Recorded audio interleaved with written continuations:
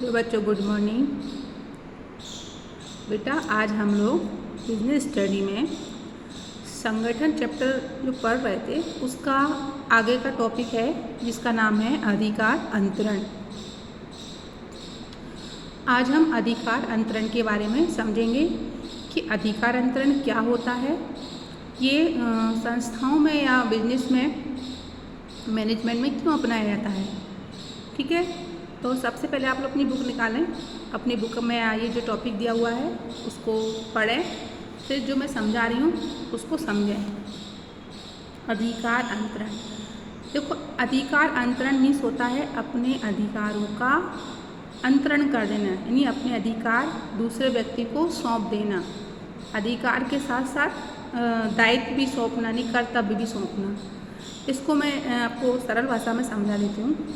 क्या होता है कि जो व्यवसाय होता है ना, बिजनेस, उस बिजनेस में एक अधिकारी के पास बहुत सारे काम रहते हैं। अब वो सभी कामों को उसको संपन्न करना भी जरूरी रहता है। तो एक जो मुख्य अधिकारी होता है जिसको अपन प्रबंधक मान के चलें, तो प्रबंधक अपने रेगुलर जो रोज़ के काम होते हैं उसको भी करना रहता है, और जो व्यवसाय की विकास के लिए जो मुख्य डिसीजन लेने रहते हैं, यानी व्यवसाय को बढ़ाने के लिए उसके संबंध में उसको काम करना रहता है। अब ऐसी कंडीशन में होता क्या है कि उसके पास काम का जो लोड होता है वो बहुत ज़्यादा बढ़ जाता है, यानी वर्कलोड बढ़ जाता है।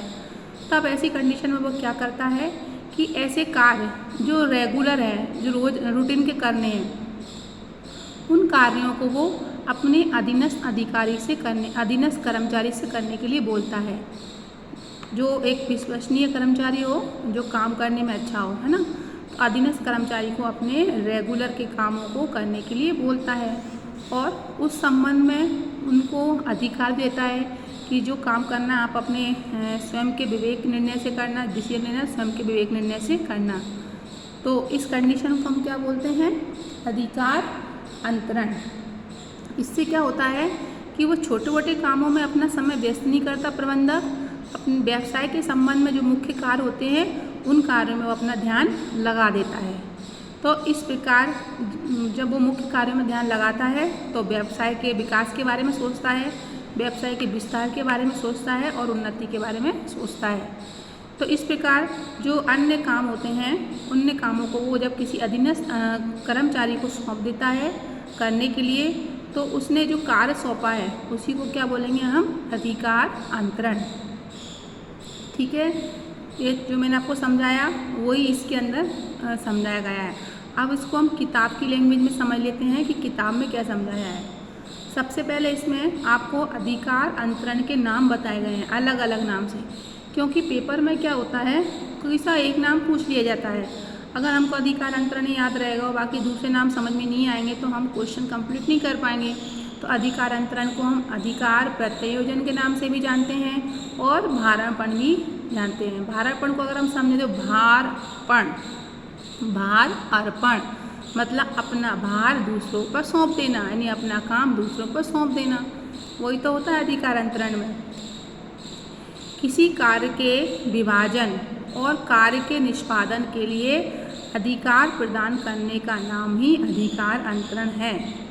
वस्तुतः यह अधीनस्थों से काम लेने की एक व्यवस्था है। इसमें मैंने बताया ना कि अधीनस्थ यानी जो कर्मचारी होता है, जो मान लो ये बॉस है या प्रबंधक के मुख्य अधिकारी है, इसके पास काम ज़्यादा है तो इसने अपना जो रोज़ का काम है रूटीन वाला वो अपने किसी अधीनस्थ को सौंप दिया। इसमें ये बताया गया है यह अधीनस्थों से काम लेने की व्यवस्था है जिसमें उच्च अधिकारी अपने उत्तरदायित्व का कुछ भाग अपने अधीनस्थों को सौंपता है। तो इसमें ये बताया गया है कि जो उच्च अधिकारी होते हैं वो अपने सारे काम स्वयं न करके कुछ काम अपने अधीनस्थों से करवाते हैं और अपनी ओर से संपन्न कराने का अधिकार देता है। यह तो सर्वविदित है कि प्रमुख प्रशासनिक अधिकारी किसी व्यावसायिक उपक्रम के समस्त कार्य स्वयं के प्रयत्नों से पूरा करने में समर्थ नहीं होता। तो कोई भी व्यक्ति हो सारे काम स्वयं नहीं कर सकता, इसलिए उसे अपने भारापण का सहारा लेना पड़ता है, यानी अपने कुछ काम अपने कर्मचारियों से अधीनस्थों से कराने पड़ते हैं। जब कुछ कार्यों का निष्पादन करने के लिए दूसरे व्यक्तियों को अधिकृत किया जाता है तो इसे हम अधिकार अंतरणीय या अधिकार प्रत्योजन कहते हैं। आ गया समझ में?